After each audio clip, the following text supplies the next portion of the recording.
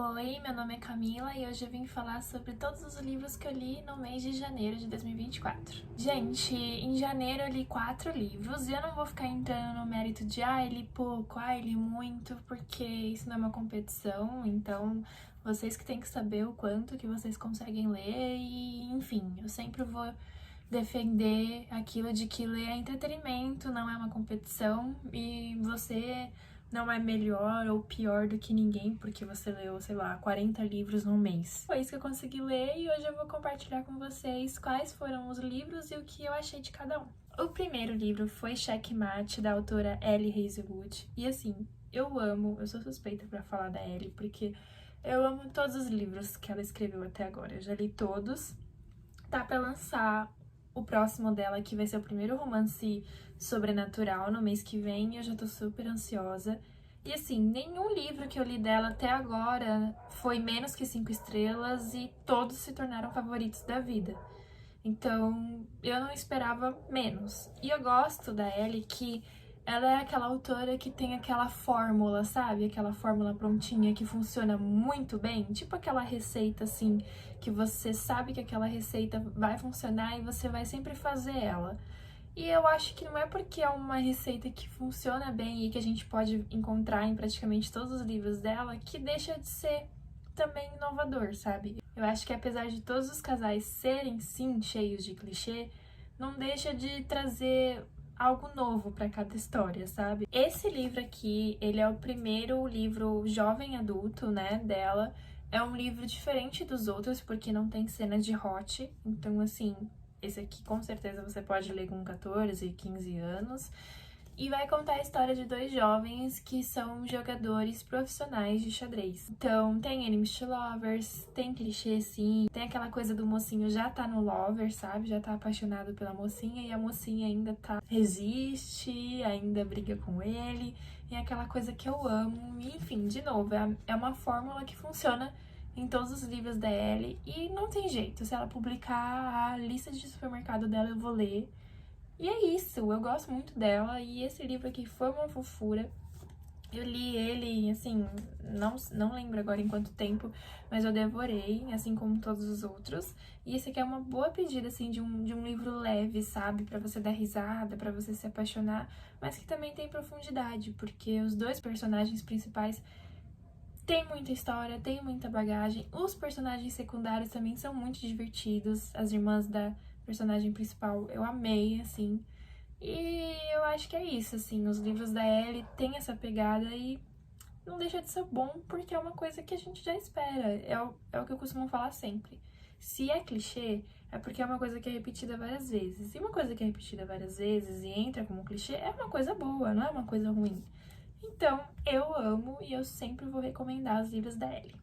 O segundo livro foi Mil Vezes Amor, e eu também tô, assim, apaixonada por tudo que essa autora tá escrevendo. É o terceiro livro que eu leio dela. O primeiro foi Melhor do que nos Filmes, e é um livro, assim, que se tornou muito famoso, principalmente no BookTok. Todo mundo fala dele, inclusive já falam até de uma adaptação. E é um livro, assim como Melhor do que nos Filmes, é um livro também literatura jovem, os personagens ainda estão na escola, no ensino médio. E é um livro, assim, muito rápido, muito cara de sessão da tarde, porque a personagem principal vai reviver o mesmo dia várias vezes, sabe? Ela vai acordar e ela ainda vai continuar vivendo o mesmo dia e vai tentar fazer coisas diferentes naquele dia. E esse dia que ela tá revivendo é o Dia dos Namorados. Então vai acontecer muitas coisas aqui que vai mudar praticamente a vida inteira dela, porque conforme os dias vão passando e é o mesmo dia, né? Conforme ela vai revivendo o mesmo dia várias vezes, ela vai vendo coisas que ela achava que era o certo pra vida dela e vê isso mudando. E tem uma questão de amadurecimento da personagem, apesar da história se passar em apenas um dia, né? Muito divertido também. É emocionante. Tem uma pitada ali de emoção e de drama também dos personagens principais. E essa autora, a Lynn, assim como a Ellie, ela também traz isso nos personagens dela. Os livros delas têm essa pegada mesmo. Eu li 3 livros dela até agora e 2 livros são de personagens que ainda estão na escola, ainda são jovens, são adolescentes. Então, mesmo assim, eles têm profundidade, eles têm os dramas, que seriam, né, adequados para a idade deles, aquele drama de escola, enfim. Tem uma profundidade em todos os personagens principais, sabe? Não é um livro que fica só no clichê, fica só no romance. Então, também é uma boa pedida se você quer um livro, assim, leve e que, se você tiver tempo, você consegue ler ele num dia, tranquilamente, porque a escrita dessa autora, assim como o da Ellie, é muito fácil, é muito assim, ela te pega, te prende e você realmente não quer abandonar o livro até terminar a história, até saber o que vai acontecer com os personagens. Então esse livro aqui eu também dei 5 estrelas. O terceiro livro foi O Amor Não Tem Nome, e esse aqui já é uma literatura adulta, né? Não tem cenas de hot nem nada disso, mas é uma personagem que já é adulta. E a personagem principal, ela é uma editora de livros, ela trabalha numa editora, editando livros de romance, principalmente de uma autora, que até então ela acha que é uma autora, porque ela tem um pseudônimo de mulher, mas que ninguém nunca viu ela pessoalmente, ela não aparece em lugar nenhum, não dá sessão de autógrafos, não tem foto dela na internet. Então, ela gosta de se manter no anonimato, né? Mas aí o que acontece? Essa autora, ela fica com bloqueio criativo. E ela é a que traz mais renda para essa editora que a nossa personagem principal trabalha. Então, ela vai começar a ser a editora dessa autora. E ela vai ter a missão de ajudar essa autora a acabar com o bloqueio criativo dela para escrever o próximo livro dela. E aí, essa editora vai descobrir que a autora é, na verdade, um cara super rabugento, super criqui, e ela vai ter que conviver com ele e ajudar ele a escrever o próximo romance. E assim, é muito legal de ver, porque a gente tem aquela quebra de estereótipo de que a gente imagina, e realmente a grande maioria de autores de livros de romance é mulher. É mais difícil você ver homens, escritores homens, escrevendo livros para o público feminino. Então, essa personagem principal, ela fica muito chateada, ela fica muito puta da vida, porque ela percebe que a autora que ela tanto ama, que sabe falar sobre amor, que ela se inspira, inclusive, para ter os relacionamentos dela na vida real, e para falar sobre amor e para acreditar no amor, é um homem. Então, assim, não entra na cabeça dela que um homem insensível vai ter toda essa sensibilidade que essa autora até então, né, colocava nos livros dela. Então é muito divertido você ver ela tendo que trabalhar com ele, e com raiva, e decepcionada, e frustrada. E é um livro, assim, bem sessão da tarde também. Me lembrou, em alguns momentos, aqueles livros que se passavam em Nova York, que esse também se passa em Nova York. É tipo O Diabo Veste Prada, só que não na moda, mas naquele âmbito, assim, sabe? Do lugar onde a história se passa, e das coisas que são citadas, e a rotina mesmo dos personagens. Então, eu achei bem comédia romântica dos anos 2000, sabe? Bem nessa pegada, assim.